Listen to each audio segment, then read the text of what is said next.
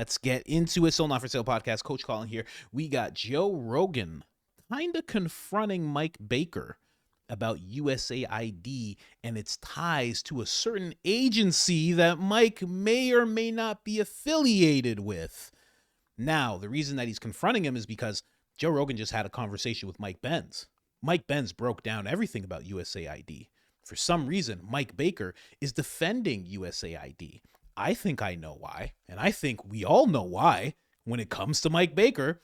So I'm going to play that clip, then I'm going to play Mike Benz, then I'm going to play a little bit of Mark Rubio talking about USAID, just to give you a little backstory. And then I'm going to play people who were actually supposed to be getting this aid from USAID and what they have to say about the whole thing, which you'll find very surprising. Let's get into it. So I'm sure you've seen Mike Ben's take on USAID and what USAID was really all about. And his perspective is that it's for everything that's too dirty for the CIA. You send USAID. Do you think there can be a rational argument, though, that a lot of these things that seem ridiculous, like sending all this money to influence the votes in Pakistan or in India, and then we look at it like, why are we spending $21 million on education here and $2 million there, and that these things are actually beneficial to the United States as a whole? Because even though we're spending exorbitant amounts of money, the results we're getting is we are maintaining peace by being in control of certain areas where someone else would come over, and then you would get a regime that's not friendly to our interests.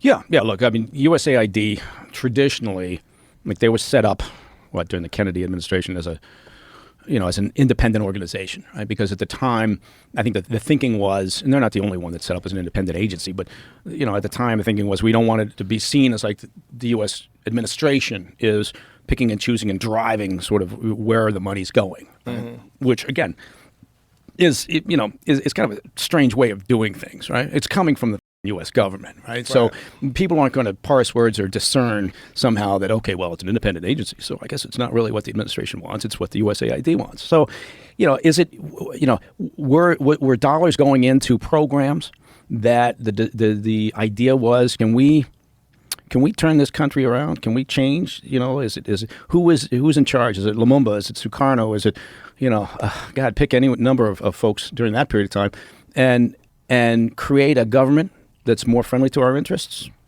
Again, I look at that and go, well, yeah. Is USAID also projecting whatever they call it, soft power, diplomatic power? Well, sure. And that's another way of phrasing it, I suppose. Were they also doing things like feeding the poor, providing medicines out there, doing actually legitimate things that I think sometimes people in a righteous world are like, well, that's exactly what they should be doing. Well, yeah, they should be doing that. We should be. The USAID's got a lot of important programs that they run, right, that actually help people around the world who don't have many options. So I think what the perspective of this administration has stated is that they're going to review all these programs and keep the useful ones. Yes, and I think they're going to run it through the State Department, right? Is that they're going to run it? Yeah, they're going to slim it down. They've already started. It'll be run through the State Department. Great idea, right? Take off that. Don't pretend, right? I mean, this it's a U.S. government agency. What do you? That people are going to assume. Some people will assume the worst, no matter what, right? But yeah, fine. Again, under the same theory that what you do is you go in and you say, we're going to go through every program. We're going to keep the ones that are important. And I would argue that's food aid, health aid, whatever it may be, and can all those others that aren't. Being really helpful. You mean like the $251 million on transgender animal studies? Yeah, is that helpful or not? Well, they have to figure out how to do those operations. Yeah, no, I think that So is there waste in there? Of course, there's waste, and are there programs in there that were designed? So it's the baby with the bathwater. Is that what it is? Yeah, I'm sorry. Yeah, that's the point. Is I think going in there and calling it all waste and fraud and a criminal organization, I think is not the right messaging. I think that the American public would be fully on board if you simply said, we're going through, we're going to find the waste, we're going to focus on those programs that help people around the world legitimately. But I think the problem is the people that are opposed to this administration are never going to see the good in anything that comes out, even if it does uncover undeniable fraud. Yeah. I think we're just so dug in now, especially the fog of war post-election, which seems real in this country. This fog of hate on both sides, gloating on the right, and bitterness and anger and hyperbole as to like the extent of what's happening on the left, it's all, a constitutional crisis and a destruction of democracy and a real dictator that's in place, and it's all the things that they feared coming into this election now come to light in their eyes. Yeah. No, that is the messaging that's gone out. You can see them coalesce around it. I think the first weeks after the election there was confusion and they were going through that grief cycle on the left. But now I think you're seeing that they are coming together on that messaging. I think they're starting to get more focused. They probably understand they'll probably take the House in 2 years. So they're getting their together again. But I think that and on the right side, I think you'd like to think that the gloating is a bit unnecessary, right? You focus on getting done now. Not only is it not unnecessary, it's counterproductive. It's counterproductive, yeah. And it just fuels the other side. Yeah. It's stupid. It's like this should be a uniting time for our country. You would think that creating a more efficient government would be a uniting concept, right? And I think it could be. But I keep going back to that same thing. I've never been particularly impressed with the messaging, and I get it. When I say that, people always, on the right come after me and go, "Oh God, well that's what makes MAGA MAGA." That's what makes Trump is just and I don't disagree with sort of again the benefits sometimes of being disruptive, but I do think that you can't just look at USAID and say it's a big old criminal organization, right? You should be a little bit more. I mean, Kevin O'Leary, you mentioned him earlier.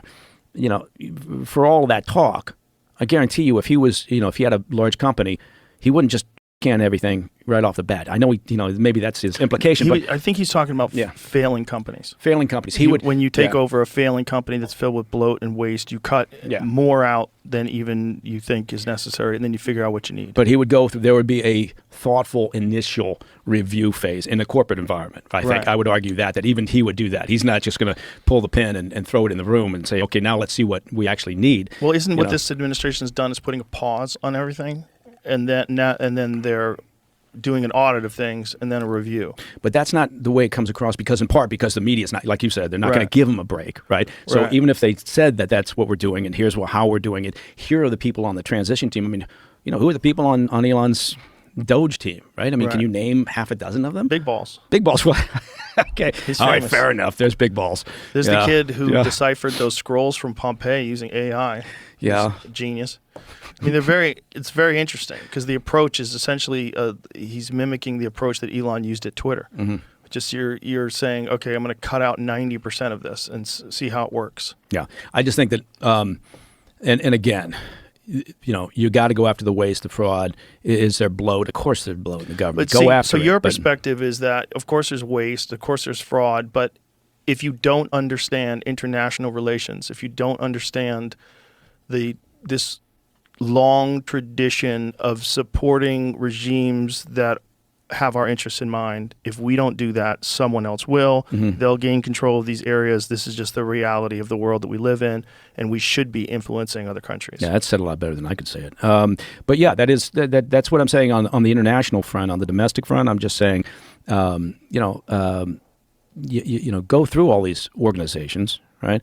But don't give the other side the ammunition to say you guys you're firing useful people, right? I hear this all the time now. In the past few weeks, it's like oh my God, they let this entire group of people who are working around women's health issues, and and they're giving them ammunition that they don't need to by virtue of the way that they're going about it. And again, go about it, do it. So all I'm saying is it's the means of which they're doing it. You can accomplish the same task, and you can accomplish it quickly, right? It's not like your review process. How could you review USAID while this is all going on, while they're still able to spend money? Because they're still able to, if there is corruption, if they're still able to dump a bunch of money into a bunch of different projects and funnel stuff around and move stuff into these areas where it can't be traced, which is apparently where at least some of it goes. Yeah. I would look, if you're doing a corporate fraud investigation, you don't walk in and say there's fraud everywhere here, right? Where everybody's going. No, you don't. You go in and you do your investigation because you don't know what the iceberg looks like. You don't know what's underneath the surface. So you want to be able to go through it in a methodical way. And if you walk into the World Bank and say, we think there's fraud here in this department over here, right? And the World Bank, just as an aside, they have to, if they think there's fraud somewhere, they have to notify the people that they suspect of fraud that they're going to initiate a fraud investigation before they do it, right? Right. is that? Pretty crazy. It's pretty crazy. So anyway, that gives them a little time. Gives them a little time. So I don't know. Again, I respect the fact that they're actually making the effort. I think that's great. I'm not sure that it's there's an immovable object in Washington D.C. made up of lobbyists, defense contractors, self-interested politicians. Right? They're all like this, right? And DOGE is obviously bumping up against them, particularly when they start now talking about Pentagon spending. So I guess my point is, it's complex. I don't know that blowing it up and then saying we're going to rebuild it. It's like when Kash Patel or anyone else, for an organization, they talk about the FBI. Let's raise it to the ground and start over. What? You got thousands and thousands of hardworking street agents out there doing very important work, right? You can't just say, okay, we're suspending 30% of them, right? You got to go through and say, okay, well, where is the problem here? And is there enough time to do that? I think No, there's not. There's not enough time. I let that run a little long. Man, Mike Baker in this one. I enjoy a Mike Baker appearance. I think he's great. I think he gets Joe to talk about some very meaningful things, and he doesn't really mess around so much. But then he talks, and then he messes around. But he gets Joe to talk about some pretty great things, important things. But no, there's not time. There's not time for that. Elon has made that clear. Trump has made that clear. The country can become bankrupt soon. There's no time to just stop that. Now, in terms of Kash Patel, Kash is going to do... Here's the thing. Mike Baker was an agent, okay? Was. I think he's just a different type of agent now. But Kash Patel was assistant DIN, or the deputy DIN, right under what Tulsi is right now. He's been a prosecutor. He's done all sorts of stuff in the intel community. He has more experience than Mike Baker. So when he says these things, you have to understand, in regards to intel, in regards to that community that they're both a part of, Kash Patel's far more experienced and far smarter. Just putting it out there. I'm just saying. You can just look them both up and what they've done. He's way more qualified to say what needs to happen with that bureau than Mike Baker is. Just putting that out there really quick. Now, when it comes to everything Mike Baker's talking about, I mean, first off, what gloating? What gloating is the right doing? The right's not really gloating. We're happy. Everybody's happy. I can tell you that much. And then when people start talking about Elon or Trump, yeah, there's some defensiveness and there's back and forth, of course, but it's not really gloating and it doesn't really matter. So, Mike's just bringing up all these straw man arguments, in my opinion. I mean, the biggest one I think here is, he's saying, Joe's trying to clarify with him. He's saying, if you don't understand the whole international thing, you're telling me between Kash Patel, again, I just told you who Kash is, and he's been confirmed. He's now the FBI director. Between Kash, between Trump, between J.D. Vance, Marco Rubio, Tulsi, even throw RFK in there. Throw Vivek in, because Vivek, they can still have Vivek's ear and get his opinion on things. You think none of those people understand what's going on the international front? None of them, really. That's just mind-blowing to me. What an odd thing. See, that's the type of thing you say when you're an agent and you're acting like you're not, and you're in front of Joe Rogan, and you're not really sure what to say on how to defend this whole thing, but you're trying your best. And good on him for trying his best. I mean, that's what the agency pays him for, am I right? I'm kidding. They don't pay him anymore. He does it for free.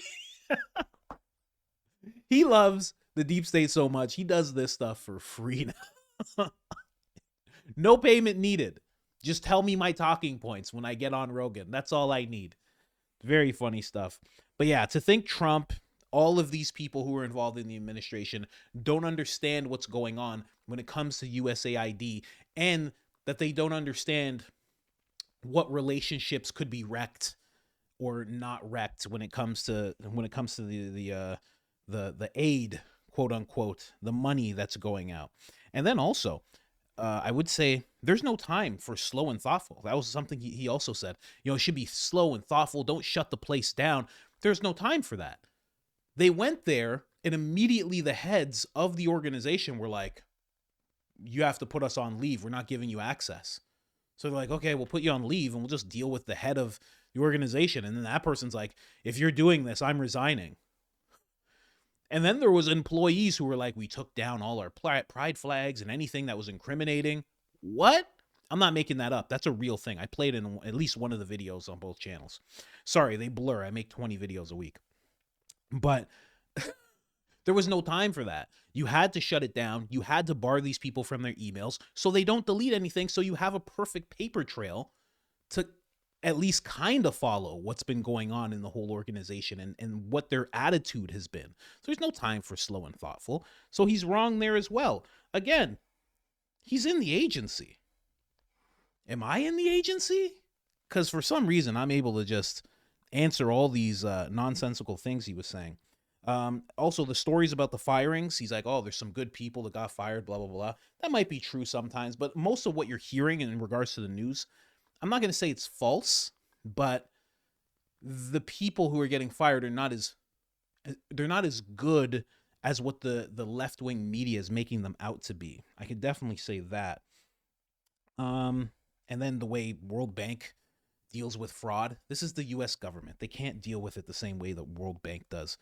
They don't feel a need to answer. That's also a problem. USAID doesn't feel a need to answer to anybody.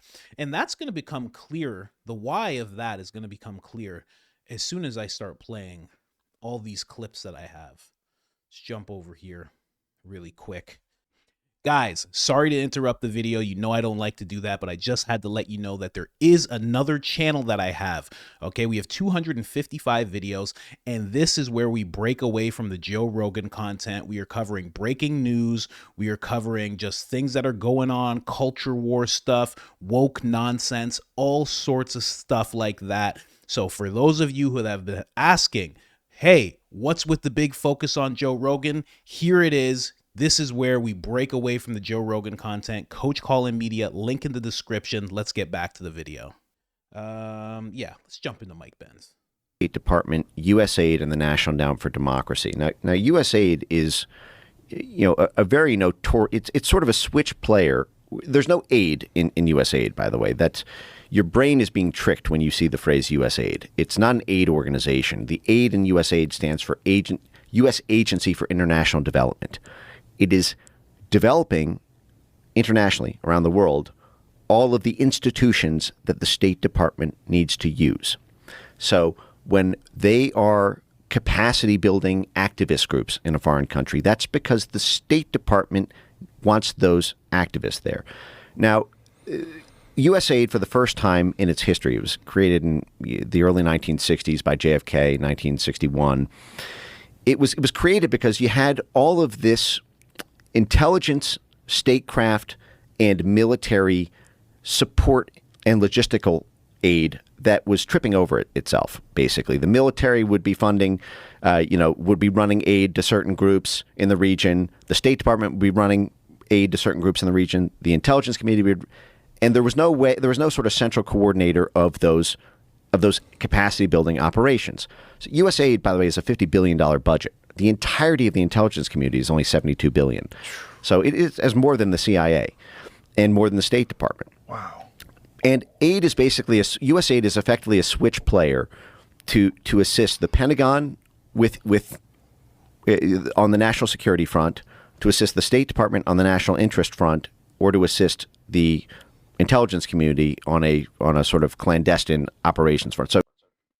So it kind of makes sense that, and I think Marco Rubio is going to talk a little bit about this, but I'm going to play another Mike Benz clip before that, though. It kind of makes sense why they feel like they don't have to, and I'm just kind of doing this in my head because I've covered this a whole bunch, but that makes sense why they don't answer to anybody with what Mike Benz just said, because they know at the heart of everything, they're answering really to those people. So when Congress or Senate tries to approach them and ask about programs, they know that they can just fall back and they'll kind of be protected by those departments that they're doing things for on the low. And it kind of seems like they're doing what those places can't be seen doing. That's what it seems like. Here, let's play another Mike Benz clip. Well, that's because USAID is one of the most disturbing organizations in the entire federal government. It may rank #1, in fact. USAID is under the cloak of being a humanitarian aid organization designed to advance U.S. foreign policy, is assigned the dirtiest tasks that the State Department can't get caught doing, and that used to be done directly by the CIA. But USAID is able to act as essentially a covert operations division in the way that the CIA used to, except it's not even bound by the requirement of a presidential finding to authorize a covert operation that the CIA does, which is why what you've seen for the past 2 decades is that most of the international scandals involving spycraft have had to deal with USAID rather than CIA. And if you understand the CIA's history with money laundering, you'll begin to get a glimpse at the size of the problem with USAID and why they won't let either congressional oversight or DOGE see their books. Yes, Well, that's exactly what I was saying. And it makes sense why they don't want to answer to anybody. Because not just because of what they're doing, but because of who they're actually doing it at the request of, right? Very, very interesting stuff. And honestly, that could be why Samantha Power was getting more money. Maybe that's how she made her money.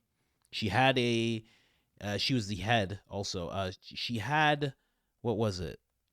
I believe a net worth of $6.7 million. And then it shot up to about 30 million. But maybe on paper of what USAID is, she was getting paid one salary. Maybe there was another whole black type of market, not black market, but black budget salary that she was getting. Because when you are running, think about what Mike Benz is saying all of this is, right? And how important Mike Baker is making it sound. If you're running it, you're running something very important. Why on earth would you be getting paid $174,000? And in the same breath, I actually say that. And as I'm saying that, I realize the president of the United States is supposed to get paid like $450,000. So never mind. Never. I was trying to bail her out there for a second. Can't do it. Sorry. But, that is what Mike Benz is saying about the whole thing. I'm going to jump over here instead.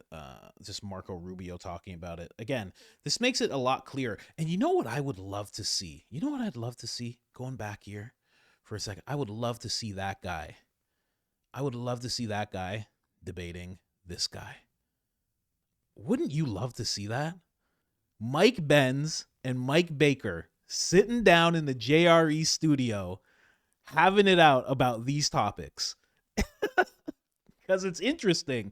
You know, Joe gives the same amount of attention and I guess you could say openness, like allowance to speak, as he gives Mike Benz and Mike Baker the same amount of that.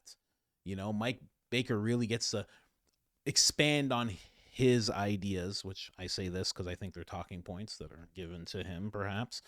Allegedly, maybe, perhaps, tinfoil Speedo on, of course. Those of you that are wearing them will understand what I mean a little more. Those of you that are not, please put on something tinfoil immediately during this episode. You've been warned. But I would love to see those two going at it. I would love to see that. That would be very interesting. Like, what would Mike Baker have to say to Mike Benz about anything that he's found? Because both of them have worked, you know, adjacent to all of it. Well, Mike Baker has been in the actual agency. Mike Benz, he has been in the State Department. So they both have a good understanding of things. But it seems like Mike Benz is just like, you know what it seems like? It seems like Mike Benz is trying to call attention to what's going on. And Mike Baker is trying to like kind of sweep certain things under the rug and make it seem not so bad, you know? All right, let's play this clip. The head of DOGE, Elon Musk, called USAID a criminal organization and added that it is time for it to die. Do you agree with that? Let me walk you through the history of this agency. It was created as a way of doing humanitarian assistance in the world, separate from the State Department at the time. But it said you have to take policy direction from the Secretary of State, the National Security Council, the White House, and all elements of government. They have basically evolved into an agency that believes that they're not even a U.S. government agency. that they are a global charity, that they take the taxpayer money and they spend it as a global charity, irrespective of whether it is in the national interest or not in the national interest. So they just don't consider that they work for the U.S. They just think they're a global entity and that their master is the globe and not the United States. And that's not what the statute says, and that's not sustainable. President put a pause on all foreign aid. We go to USAID, which is a big chunk of foreign aid, $40 billion or so. They're completely uncooperative. They won't tell you what the programs are. They refuse to answer questions. They try to push through payments. Even after the executive order, they were still trying to push money through the system. Can it be reformed, or does it need to die? Well, that was always the goal, was to reform it. But now we have rank insubordination. Now we have basically an active effort where their basic attitude is, we don't work for anyone. We work for ourselves. No agency of government can tell us what to do. So the president made me the acting administrator, and we're going to go through the same process at USAID as we're going through now at the State Department. This is not about getting rid of foreign aid. There are things that we do through USAID that we should continue to do. That makes sense. And we'll have to decide, is that better through the State Department, or is that better through something, a reformed USAID? That's the process we're working through. There are things that are happening at USAID that we should not be involved in funding, or that we have a lot of questions about, but they're completely uncooperative. So we had no choice but to take dramatic steps to bring this thing under control. See, it's things like that Mike Baker has not seen, right? Like, they perfectly have addressed everything that were his concerns. But again, I don't think he's coming from a place of, like you and I, we're trying to learn things here, right? I think he's coming from a place of, he's trying to defend this unseen arm of something that he used to be a part of, right? Just interesting, man. I've been watching JRE forever. And if you asked me 10 years ago if I'd be covering something to this level, it would be based off of things from JRE. I'd be like, you're crazy. You're crazy. I'd be like, no, we're going to talk about Joey Diaz fart stories. That's what it's going to be about, obviously. And no, it's transformed. Now, if you listen to what he said here, let's go back 20 seconds. This is who he says they were supposed to answer to. But given the information that Mike Benz has put out there, this is the reason why they became so uncooperative, as Marco Rubio says. Separate from the State Department at the time, but it said you have to take policy direction from the Secretary of State, the National Security Council, the White House, and all elements of government. They have basically evolved into an agency that believes that they're not even a U.S. government agency, that they are a global charity, that they take the taxpayer money. You see what I mean? So they were supposed to take direction from Secretary of State. That's him. That's him right now. They're supposed to actually listen to him, right? That's not happening anymore. Why? Because they evolved into what Mike Benz is talking about, and they are not the rosy-colored glasses viewed organization that Mike Baker is talking about. This is very, very interesting stuff, man. I know I'm bouncing around a little bit here, but I don't know. I just find it so interesting. I love when Mike Baker comes on. I just find it so interesting the way that he's trying to speak up for that place. Like, oh, you should be doing it slow and thoughtful. You shouldn't, there's good people. Like, even everything Marco Rubio said just then, Mike Baker's like, oh, well, it doesn't seem that way. Maybe it's because the media is not giving him a break and blah, blah, blah. It's like, that was mainstream media. That wasn't some YouTuber's house or something. That's mainstream media that he's talking to right there, So even if as he says, oh, this is not what it sounds like, it's like, he's like, oh, it doesn't seem like they're doing it that way. They've been very clear on what they're doing. The issue, as I said, is, there are things that USAID, that we do through USAID, that we should continue to do, and we will continue to do. But everything they do has to be in alignment with the national interest and the foreign policy of the United States. And the attitude that USAID has adopted over the years is, no, we are independent of the national interest. We fund programs irrespective of whether it's aligned or not aligned with the foreign policy. That's ridiculous. These are taxpayer dollars. Every penny that we spend in foreign aid needs to be in furtherance and aligned with the national interest and the foreign policy of the United States. So this is not about ending the programs that USAID does per se. There are things that it does that are good, and there are things that it does that we have strong questions about. It's about the way it operates as an entity. And they're supposed to take direction from the State Department, policy direction. They do not. Not only do they not take policy direction, they're completely uncooperative. When you ask questions, when you try to go in and find out, okay, what does this program do? Who's getting the money? Why was this funded? Why are we doing this? Why aren't you coordinating with the embassy or the State Department? Their attitude is, we don't have to answer to you because we are independent. We answer to no one. Well, that's not true, and that will. That was Secretary of State Man, very interesting that there's even something like that could survive.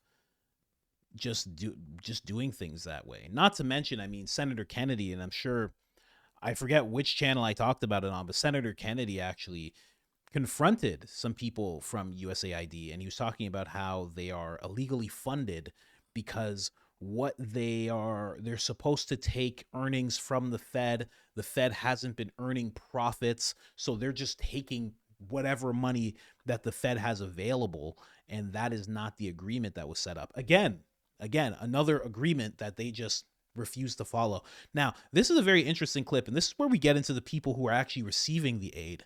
A lot of Africans here. Activists from Uganda thanks Donald Trump for ending USAID. She says it's a wake-up call for African nations to stop relying on foreign aid as to become self-efficient. Check this out.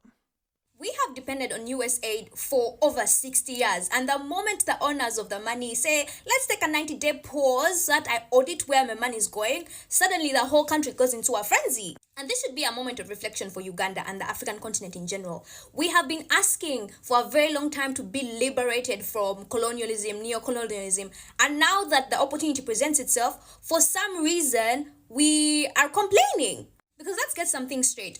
Often the money given to us in foreign aid is lost to corruption, misuse, depleted and overrated salaries to particular individuals, or sometimes we lose billions of money that are unaccounted for. So it only makes sense that the donor is asking for an edit, and if that means pausing the amount of money coming in, they should. And I do understand the implications of this pause because so many heavily funded healthcare projects run on USAID, but that should be a moment of reflection. This is just a 90-day pause. What would happen if the United States just said, we're not giving you money anymore? And within their rights, they can't do that because it is their money. It's high time Uganda and the African continent got themselves together and actually started looking for systems that are sustainable and not always depend on foreign aid, because we are struggling with debt. On top of that, we have constant aid, which doesn't necessarily help us to have a more independent system. Instead of writing paragraphs of why this is a bad move, we should essentially realize that, we are actually in a bad situation and we cannot always depend on aid because it can go any day. African nations should wake up. Uganda should wake up because this is not even funny. They have to wake up because, that's how they talk. That's amazing. It's a good accent. I like it. But this is an activist talking, right? Then we get into someone who is just a legit African who's supposed to be receiving the benefits of this whole thing. And listen to what he has to say. Yes, I support the lady. Trump should cut everything completely. He shouldn't even make it 99, 90, whatever days. He should cut it completely. We don't need it. It rather goes to other individuals, but not us. Please, he should cut it completely. So this guy's saying cut it completely because he's saying it doesn't actually get to them, right? I'm throwing on the I don't usually throw on the captions. I'm throwing on the captions with those people. And here's another one that actually explains it quite well as well. Donald Trump has froze U.S. aid to African countries. But how beneficial is this so-called aid to the common African on the continent? Do African countries really need aid to flourish? Do American citizens on welfare for generations ever become economically independent from the government? How is aid any different from welfare? Studies have shown that long-term welfare recipients in the U.S. often struggle to escape poverty. The structure of these programs discourages entrepreneurship and risk-taking. If a recipient earns too much, they lose benefits, creating a disincentive to grow beyond sustenance. The same logic applies to African nations receiving long-term aid. Every year, Africa receives over $50 billion in foreign aid, yet over 400 million Africans still live on less than $1.90 a day. Where does this money go? A significant chunk of aid never even reaches African soil. It gets eaten up by administrative costs, foreign consultants, and international NGOs. What does make it to Africa often ends up in the hands of politicians who siphon it away. Aid has created dependency, not development. Instead of strengthening African industries, it floods markets with free goods, killing local businesses. Instead of empowering people, it funds bloated bureaucracies that keep Africa begging instead of building. Think about this. Before aid, Africa produced more food per capita in the 1960s than it does today. Why? Because food aid undercuts African farmers. In Ghana, cheap rice imports drove local rice farmers out of business. In Kenya, free clothes from the West killed the textile industry. They call it help, but it's really economic sabotage. Man, very interesting. You know, I want you to take these 3 videos that you've just seen, okay? This is what I want you to do. You know, I repost everything on X, okay? I want you, the next time you're talking to a liberal person, I want you to tell them that Trump's actually liberating Africa by doing that. It's Black History Month. Trump is saving African nations. How about that? He's liberating them, giving them the chance to be self-sufficient. How about that? Barack didn't do that. Obama did not do that. Biden didn't do that. Biden didn't do that. Man, very, very interesting stuff. So, yeah, it makes sense. I mean, I remember I lived below the poverty line for so long. I was confronted with possibly going on welfare, and I went through all the steps, and I was like at the last step. And I remember I had applied because I really didn't like going without a job. It was really hard. So I was applying everywhere. And I got a call, and I figured out how much money I would make. And they were basically like, you can start. And I was like, oh, but I got this welfare thing that I might do. And I remember calculating the 2 numbers. And right there, as I was calculating, because the welfare was actually a little more, I was like, I have to just take the job, because right now I'm calculating. And if every single time I take the free money and I don't have to do anything for it, I knew that there was a problem with that. I couldn't quite articulate it, but I knew there was an issue with that. So I just went with the job I could get, grocery store, night shift. And I was like, I'll just grind this out. And I never went on it, but I was close. But a lot of people stay on it. I didn't know that fact at the time. I didn't know people that went on welfare stay on welfare. I had no idea. It just, something didn't feel right about it. The fact that I was trying to calculate what I can get for doing nothing versus what I could get for actually working, and I was like, that shouldn't be. I shouldn't take that on. So, and now all of a sudden these other nations are getting. But the thing is, these other nations aren't even on that particularly, because it's getting eaten up by all these. Because usually when you say administrative costs, you're like, okay, fine, administrative costs. That's fine. That's part of it. But when you really look at it, those are people's salaries. It kind of goes back to Joe Rogan. He was talking about one time, I believe it was with Colin Noir, and they were talking about the homeless situation in California. And Colin Noir was putting Joe up on the fact that this is a business. These people are getting paid 6 figures. It's not in their best interest to make homelessness go away. It's not in their interest to solve these problems, because they keep on getting paid. So every time there would be a big cash infusion from Gavin Newsom to billions of dollars, they would be fine taking it, and not much would change. And in fact, California's homelessness problem is even worse than it was before the $24 billion that Gavin Newsom put into it. And the same thing's happening with these countries. This is the stuff that Mike Baker won't tell you about. This clip here is what's her name? Anna Cascaperia. Listen. Never watched a Young Turks video in my life, okay? And that ain't gonna change. Never in my life. Never once. I interviewed Jimmy Dore. He wanted to talk about the Young Turks. I was like, I don't even want to talk about them. Could have been a good soundbite. I was like, I don't even care. That's how much I don't like them. She looks all right. But Chank looks like he smells like deli meat, you know? Let's read this. As an African, this makes my blood boil. Add to the fact that USAID does not allow Africans, I assume that's what she meant, to refuse this aid, quote unquote.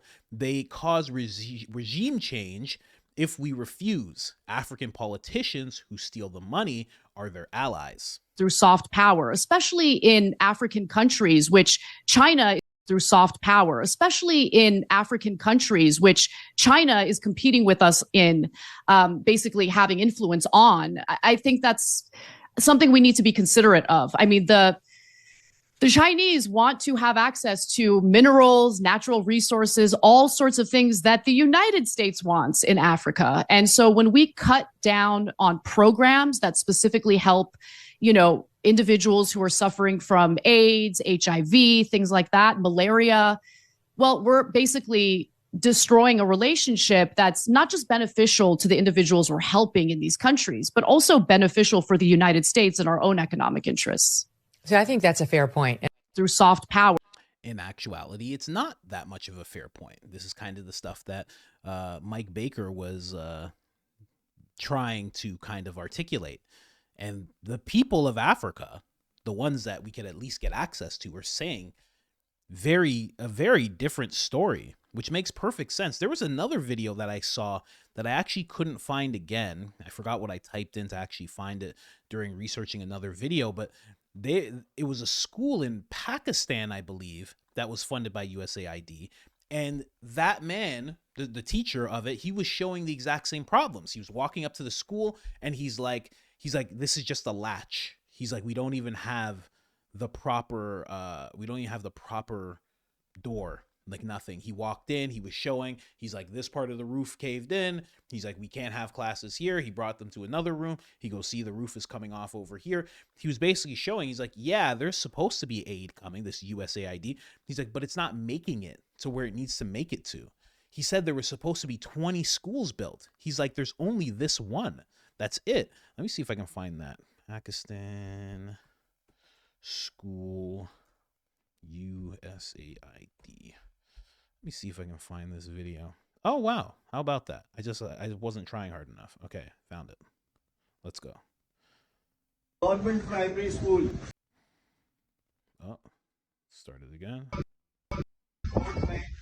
Government primary school ये US की इमदाद से बनने वाला school है, यानी इसके अंदर सिंध गवर्नमेंट के पास इंटरनेशनल इमदाद के बाद ये स्कूल बनाया गया। इस स्कूल की सूरत हाल देखें। ये जो दावेदार है कि सिंध के अंदर इन्होंने बहुत तरक्की कर ली है, ये ठट्टा का अभी मैंने दौरा शुरू किया है, जिला ठट्टा कराची से बिल्कुल करीब मुतसिल। आप उसकी सूरत हाल देख लें कि ये स्कूल है। इसके अंदर ये डेस्क जो रखे हुए ये वो 25,000 रुपए वाले डेस्क हैं। ये 25,000 के डेस्क है। एक डेस्क 25,000 का जो सिंध गवर्नमेंट ने लिया था, ये वो डेस्क रखा हुआ है। लेकिन इस स्कूल की दरो दीवार फटी हुई है, खिड़की नहीं है, प्लास्टर उतरा हुआ है। ये टीचर की टेबल है, ये टीचर की टेबल है और इस टीचर की टेबल के साथ ये डंडा सरकार भी मौजूद है। तो ये आप देख सकते हैं कि ये सिंध गवर्नमेंट की तालीमी दाई फर्श दिखाएं इनको। ये फर्श है, ये अस्तबल जिसमें घोड़े और भैंसे कच्चे जमीन पर रखी जाती हैं। इसी तरह यहाँ स्कूल के बच्चों को आप देख सकते हैं, ये सिंध के बच्चे हैं हमारे, ये सरकारी वसाइल हैं।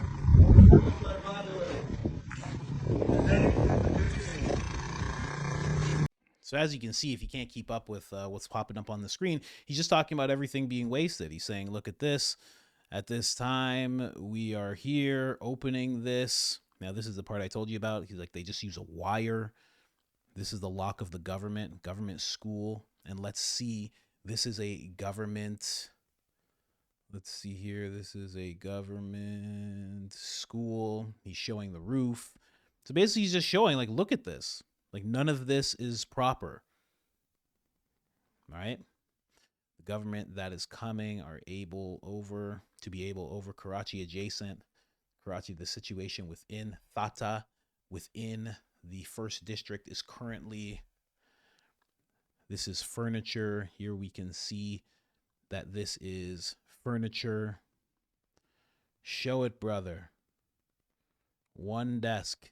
This is one desk has probably been bought for $25,000. I don't know what that means, but on the media, very interesting. Very interesting. But he's going through the whole place, just showing this is what happens. You know, again, I can show you here. This is the actual post. USAID spent $159 million to build poorly made schools in Pakistan. The result end is a joke. What really happened to the funds? It isn't enough to merely shut down USAID. Investigations must be brought into how the money was spent and who really benefited. And again, going back to Marco Rubio, they are not very cooperative with how all of that happens and why that happens. So again, you know, just picking apart Mike Baker's take on this whole thing. There was no time for slow and thoughtful. There's no time to handle this like a fraud case at the World Bank. There's no time to just sit back and let the good people keep on doing good things. Marco Rubio even talked about how they shut it down and they were still trying to push money through. Nothing. The problem is that there probably is some good people doing good work, but you can't. There's probably some good people doing good work, but you can't just be like, I'm not answering anything you have to say. I couldn't imagine. I can't even do that with my wife. How do you do that to the government? If she came in here right now, I'd have to explain. I'd be like, oh, there's a video. It's about USAID. Mike Baker was on. There's this guy, Mike Benz. I'd have to explain the whole thing while the baby just stared at me. How do you do that? There's a president of the United States in existence, and you're just like, whatever. We want money from the Fed. This obviously evolved into something not good. There probably are some good people, but there's too much arrogance. There's too much not willing to comply with any authority. There's just too much rogueness within the whole thing to do what Mike Baker's saying. But anyways, I just wanted to show you guys all that. I found it very interesting just picking apart this whole thing. Hey, you know Lindsey Graham is a member of the board of directors for the International Republican Institute? Hey, you know they're financed. They get funding from USAID to the tune of $130 million in federal grants. Isn't that weird? It was just weird. I don't know. I'm just bringing it up at the end here. It was there. It's just a weird thing that I found. I'm not even saying anything. I didn't know that. That was not a thing I knew. Someone in a comment section said it. I was like verifying if it was true. Turns out it is true. I don't know. Very weird. I might make an episode on it. I don't know. What do you think? What do you think about that? Anyway, I'm not even insinuating anything. I'm not. I'm really not. I just found it so weird. But, you know, I'm just all about that money, you know? Oh, yeah, I'm on the board of directors. Of course I am. It's all that money. You guys are going to have to give us some money. Where's USAID? He probably cried himself to sleep when this place got shut down. This is horrible. Oh, President Trump, can I talk you out of it, please? Oh, my God. It's $40 billion or so. President Trump, please. Anyway, like, subscribe, turn on the notifications. Helps the channel tremendously. And other than that, I'm out.